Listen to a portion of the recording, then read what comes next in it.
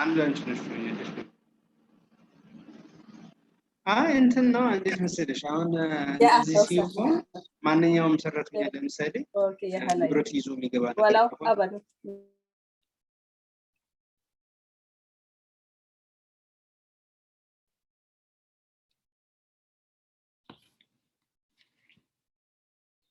Hello, everyone. I'm just waiting on a couple more people to join us. I'm going to just give them a couple more minutes. But thank you so much for waiting.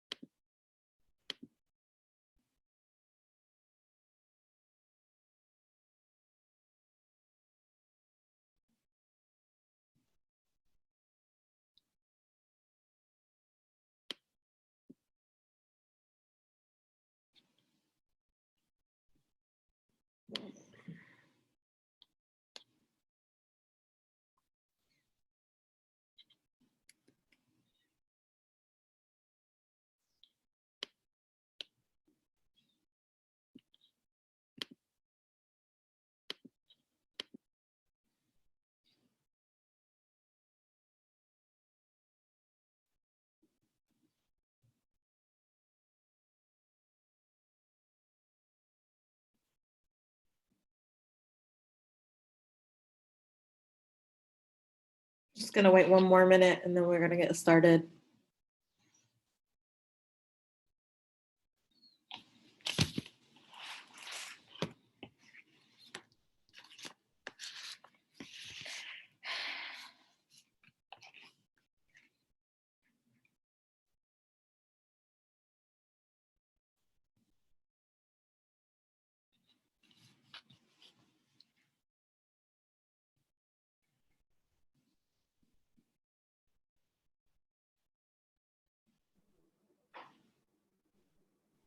Okay.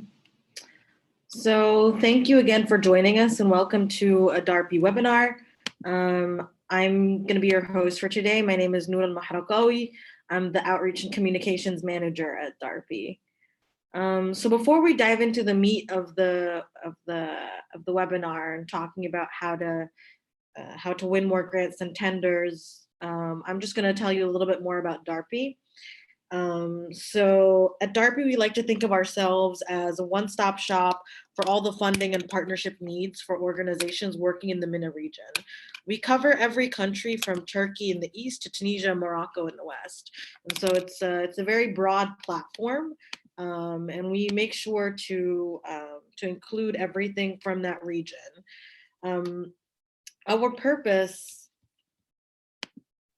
Our purpose is simply to seek to do more good for more people across the Middle East, and we believe that the right data can make a difference in your ability to meet your funding needs. This is why we make our services affordable, because we want to serve as many people as possible. The information that we provide gives you the edge and competitive value in a competitive market and allows you to capture contract awards. We believe that proposal writers are actually agents of change because they design the projects which will be implemented in later stages. So if the project is designed well, then it'll have a greater impact on the region. So our mission is to deliver the business intelligence information that development practitioners need in order to move a grant or tender into a winning proposal. We make it our business to help you meet your funding needs by increasing your pipeline of grants and tender opportunities, giving you key insights on the development aid providers so you can write client-focused proposals. We even give you a platform to showcase your work and brand your organization as a leader in the field. Now, our website is designed on a process delivered through 4 phases called Scout, Engage, Position, and Capture. This is what we call a proactive business development or proposal writing process.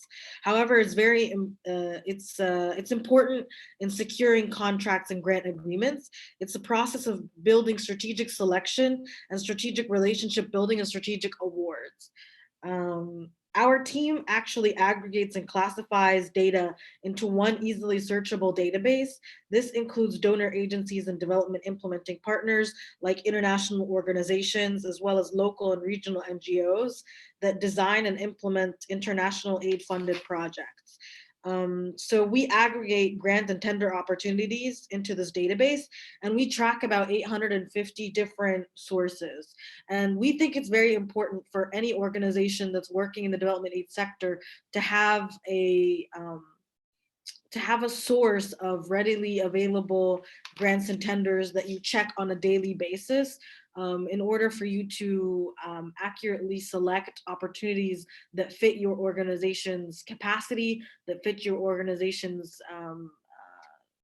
your capabilities, your expertise. That way you're more likely to get a grant or tender captured. You then need to engage with those partners to gain more understanding and ability and a better relationship. And so we also provide you with real-time contact information for development aid providers. It's important that you start building those relationships in order to be more trusted to capture those opportunities. Then you need to market yourself so people can learn about your achievements. Every consultant firm and NGO should have these success stories. Then you will be able to capture an opportunity.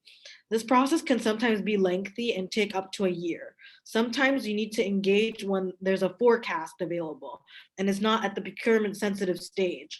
Because once you entered into the procurement sensitive stage, you can't really start engaging with the donor agency. It's too late by then.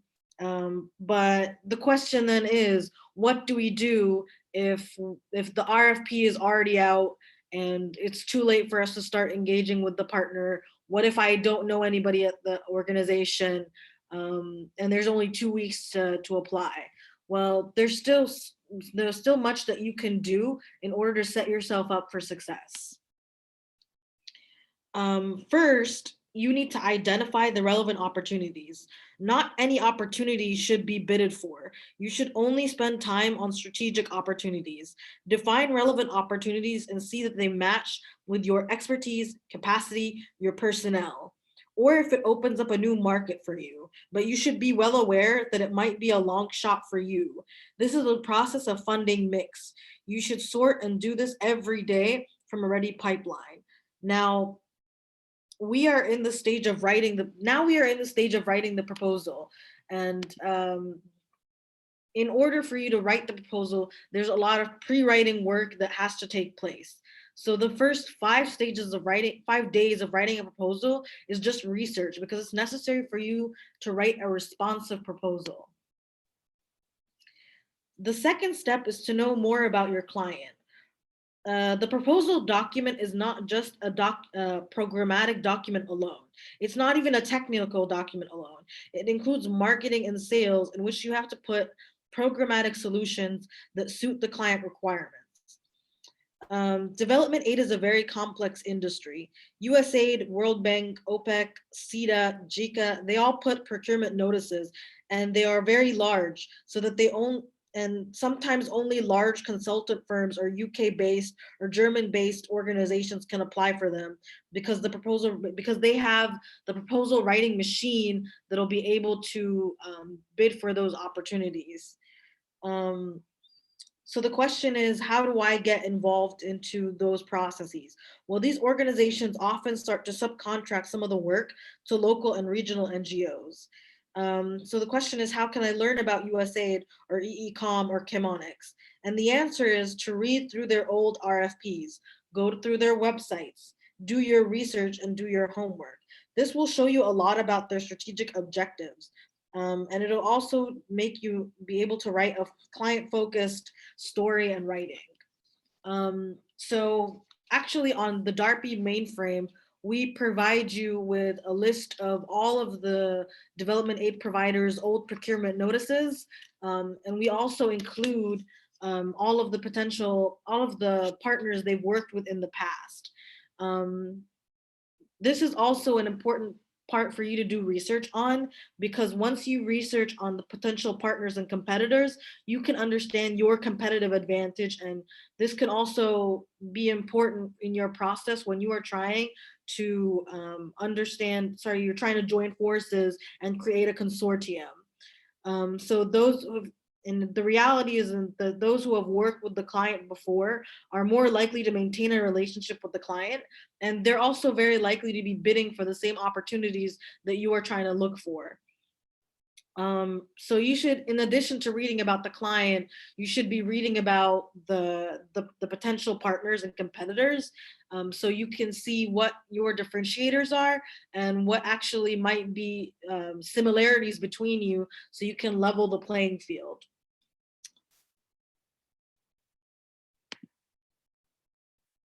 Then we start developing our methodology and technical solutions. You need to learn more about previous technical solutions, approaches, methodologies, and how to implement these mechanisms on the ground. As a proposal developer, the best source of this kind of information is RFPs from other donor agencies in similar countries and in similar development sectors. So it's not just important for you to read about the client and read about the competitors and potential partners. You need to also start looking into what other organizations have done in the similar region. So say if you're looking at a democracy and human rights development opportunity in Iraq that's funded by USAID, you might as well also read into what Chemonix has done in Syria, for example, on a similar project. And this will show you what other techniques and what other methodologies that similar organizations have used to meet those demands.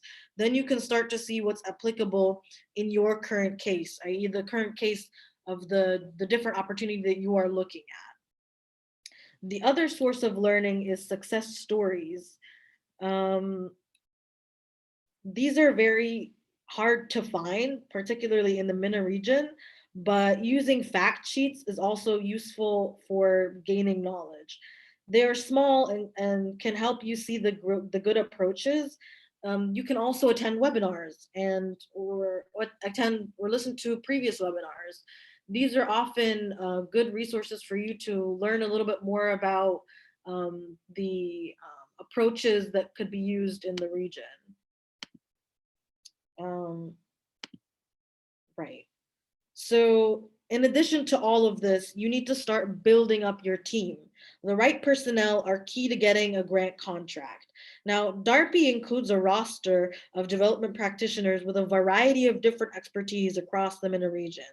And I just wanted to take this opportunity to invite you to upload your CV to our database, because this can make you more visible to contractors. And we can promise you that if you actually upload your CV to our database, we will offer you a 1-month free trial of DARPy services. That way you can see what our organization can offer.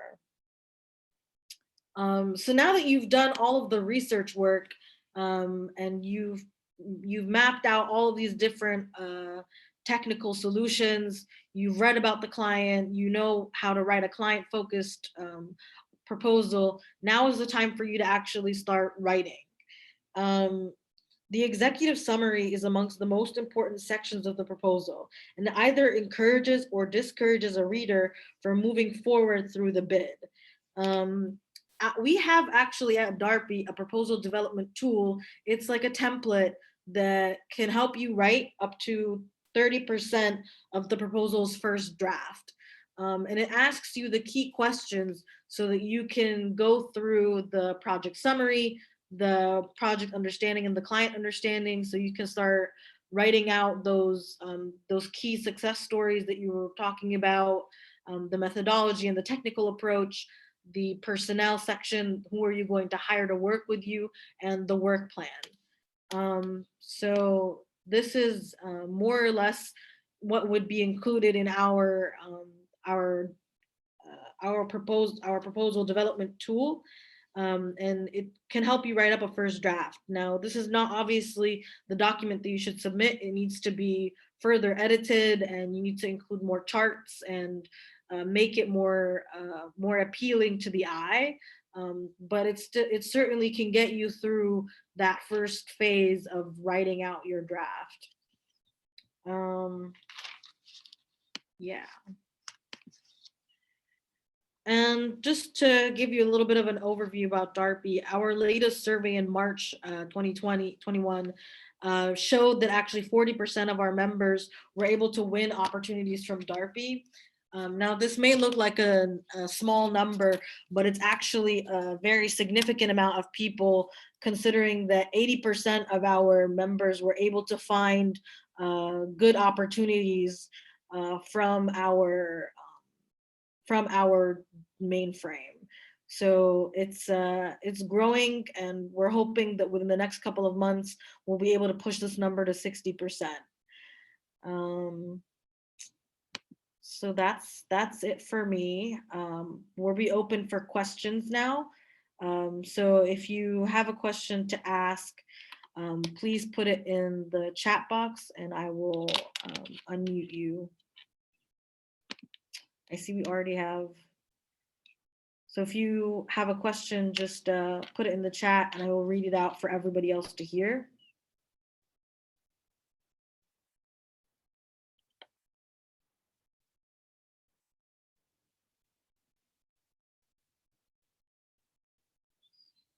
So just as a reminder, we're offering those who create their profiles and upload their CVs.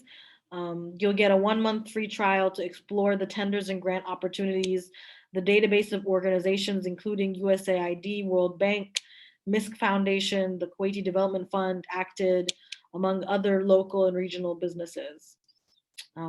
So you'll be able to get started with really creating those trusted partnerships that are key to securing funding for your organization.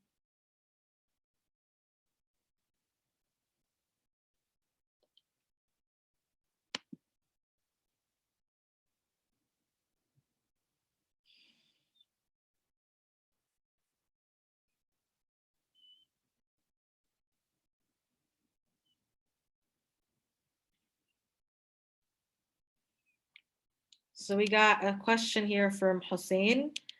Oh no, asking about whether or not we'll be sharing the PowerPoint. So we will be sharing the PowerPoint and the recording for this webinar on our website. So if you caught on a little bit late, that's okay. You'll be able to see what we talked about on our website. Okay, we have a question from Ines. Is there a way to know if it's a real RFP on a donor's website? Because sometimes organizations put calls for RFCs and they already know who will work on it and the call is just a routine process. That's a good question. But I think mostly when you look at the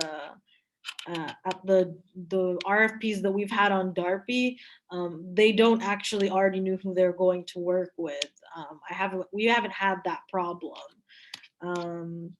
but it is oftentimes, you're right, that donor agencies already have a list of people that they trust, that they're going to work with already, and I think the best way for you to get around that is to start contacting that organization before the RFP comes out and start building a relationship with them and start to engage in a more strategic way.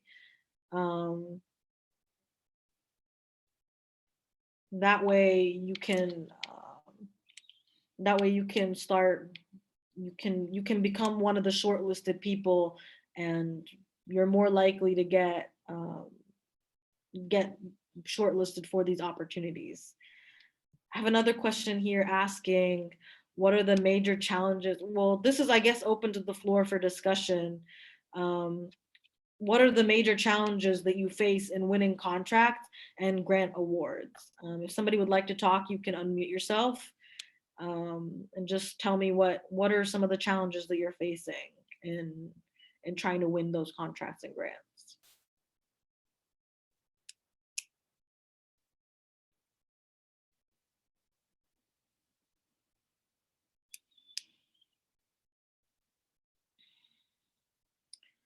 Okay, we have a question from Ian. How does DARPy ensure that they are not missing out on any funding opportunities?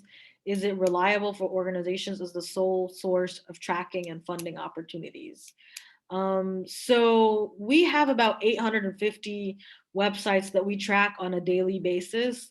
We have a team that routinely sorts through these opportunities and classifies them so that you're not just looking at the opportunity, it's actually already pre-classified so that you can receive daily email alerts with just the opportunities that fit your scope of interest. We also get emails directly from funding agencies that would like us to post it on our website. That these are just sent to us directly and not from websites. Now we also have an algorithm that scraps opportunities online, and we just sort through them. So we are pretty reliable, and it usually takes us, if opportunity is posted, max it'll be posted on our website within a day or two from the day it comes out. So we do a pretty good job about maintaining that record. And when we did our satisfaction survey in March, about 80% of our clients were able to find funding opportunities through our website. We have another question about the recycling of ideas. Do donors ever take on new ideas from new organization? My experience comes from a Lyft application. When it was impossible to cut down staff numbers, it seems they only respond to old ideas. Actually, it's quite the other way around. I think when you're working on writing a proposal document, you shouldn't be recycling old ideas, and you should be making sure that your proposal is really client focused. Because it's not just a technical document. You shouldn't be regurgitating the same proposal that you send for every single client. You should be really focusing on making sure that you are using the keywords and the key strategic objectives of each client when you are writing your proposal.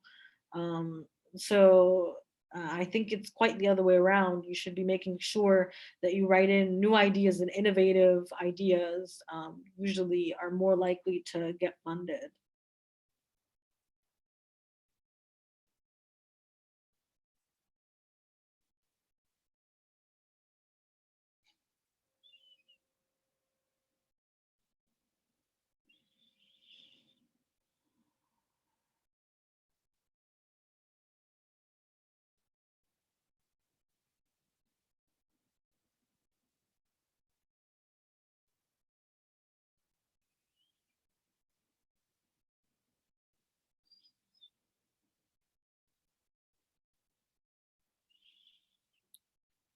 Yeah, again, I wouldn't say that the old jargon should be endlessly repeated. I would say that like having an innovative approach is still much more likely to get you funding.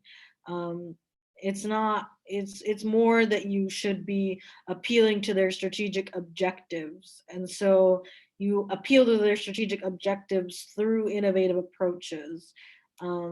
It can be a little bit muddled, I guess. and it's a tricky balance to maintain. But yeah, you should be writing it as a client focused proposal, and so it should be primarily targeting their objectives. So I would say that the best way to do that is for you to, like I said, read their old proposals, read all of their RFPs, so that you can learn what they, in real numbers, what they spend their money on. Because if you see like 5 different proposals that they've sent out and they all talk about, community resilience, for example, then you know that that's a strategic objective for them, and you can structure your proposal around that concept. But you should start like mapping out an innovative way to reach community resilience. And the way to do that is to do your research on different projects that did get approved, like different success stories that other organizations have done. These are usually a good place to start. If you look at other RFPs from other organizations, those are also good for you to research and see what other organizations are doing in the region. Yeah, it's not an easy process, but it's better for you to focus on 3 or 4 different proposals that you are more likely to bid and win for than to write 10 different proposals that you're just copy pasting the same information into. Because if you're just copy pasting the same proposal for every single client, you're less likely to get a successful bid. We have a comment here from Elizabeth in the same line. I also think that donors are mostly looking for innovation in the proposal, but what to do in cases we have a project providing basic education for refugee children who do not go to formal school. We are facing difficulties adding innovative elements into that. Any suggestions on how to win grants for this kind of project? Let's see. I think maybe like innovative approaches I've seen most recently usually have to do with ICT innovations. So these are oftentimes, if this is the latest trend that I've noticed within RFPs and within across the board with success stories that have come out from education, particularly for refugee children in vulnerable communities. Yeah, so there are still innovative ways that you can reach refugee communities, and it usually has to do with ICT solutions. At least those are the ones that are trendy at the moment and have received a lot of attention. Awesome writes, new founded organizations that have no fund resource, how could they reach donors and contact them? How do they build trust with donors so they may get funds?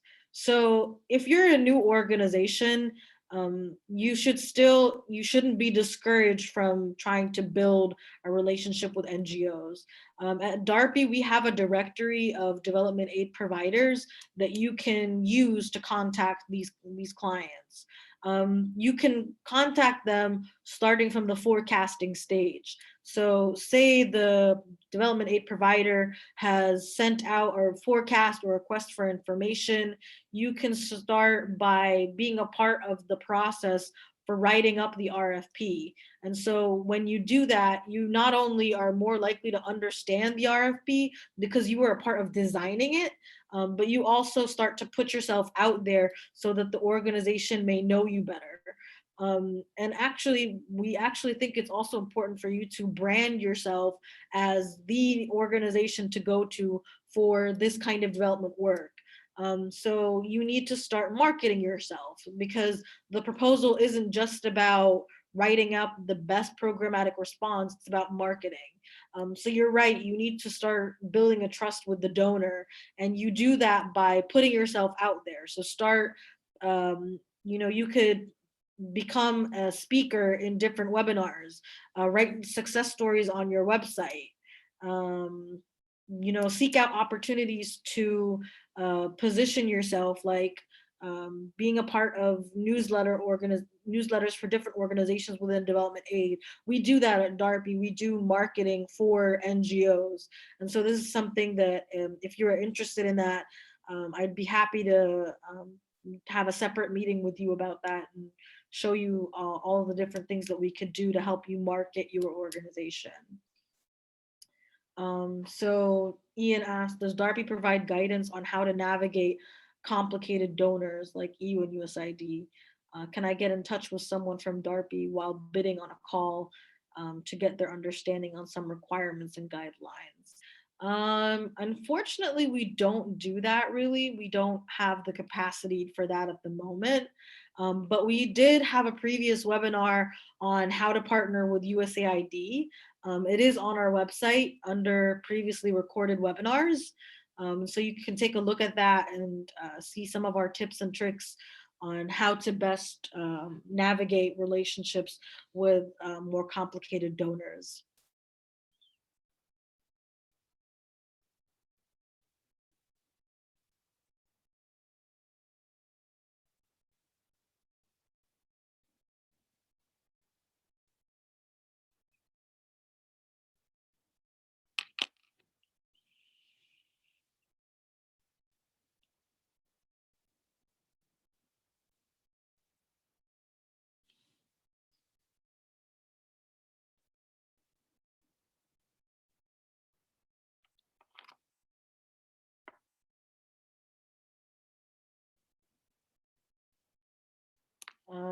Like I said, we will be sharing this presentation afterwards. It'll be available on our website under our previously recorded webinars. You'll be able to see the PowerPoint presentation as well as the recording for the webinar. That's all right.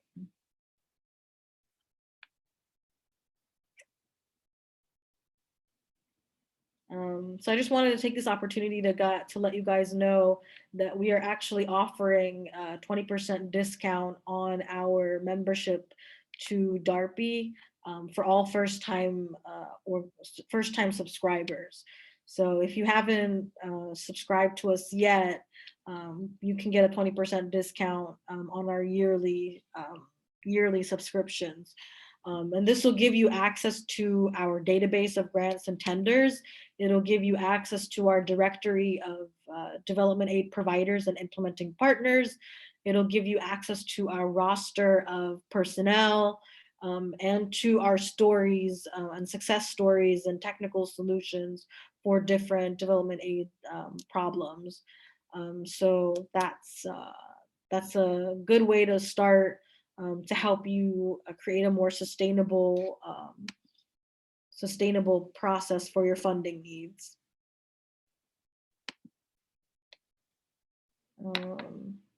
Tell me more. What other challenges do you face in seeking out funding for your organization?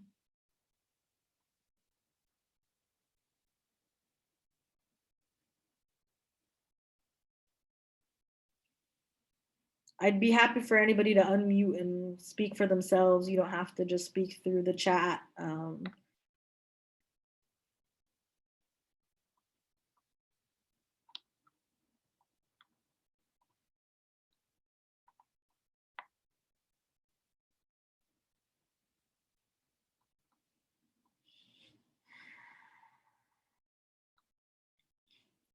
All right, well, if that is all, then I would be happy to conclude this webinar.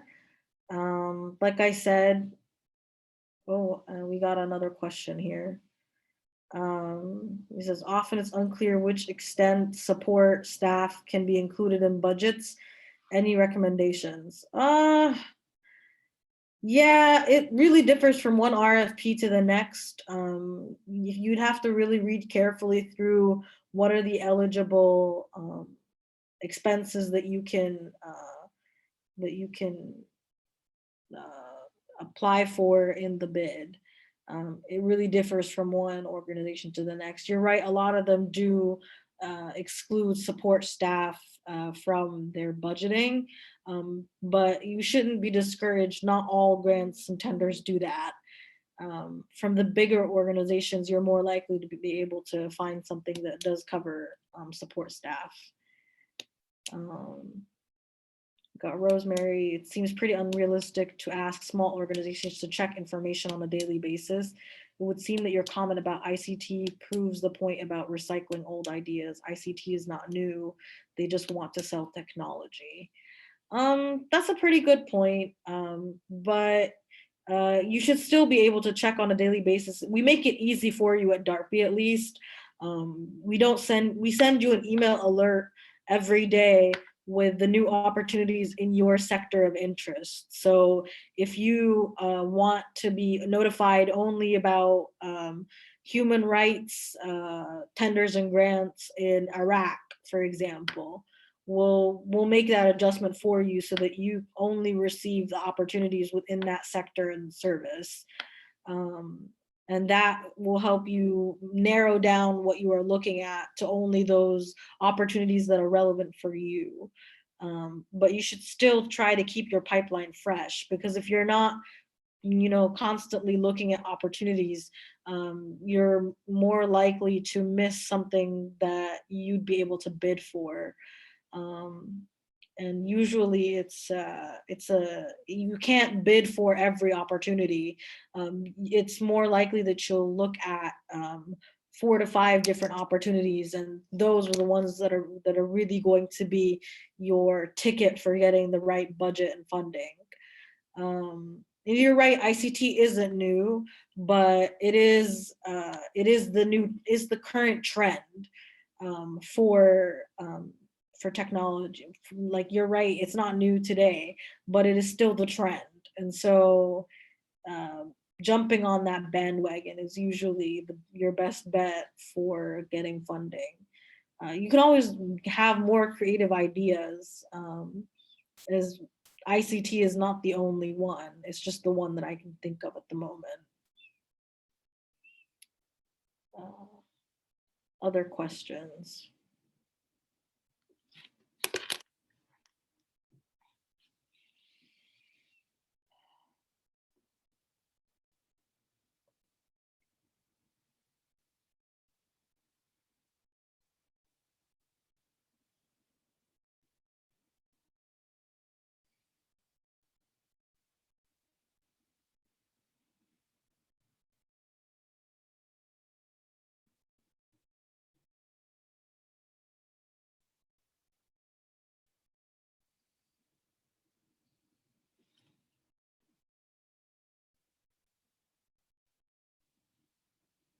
Okay, so it seems like we've run out of questions, so I'm going to call this meeting to an end. Just to remind you, if you were to upload your CV to our website, you'd be able to get a 1-month free membership with us. We're also running a 20% discount on all of our memberships for the yearly subscriptions. I'll be sending out the presentation and the recording for this once we've concluded. Thank you so much for attending, and thank you for your time. All right, bye-bye.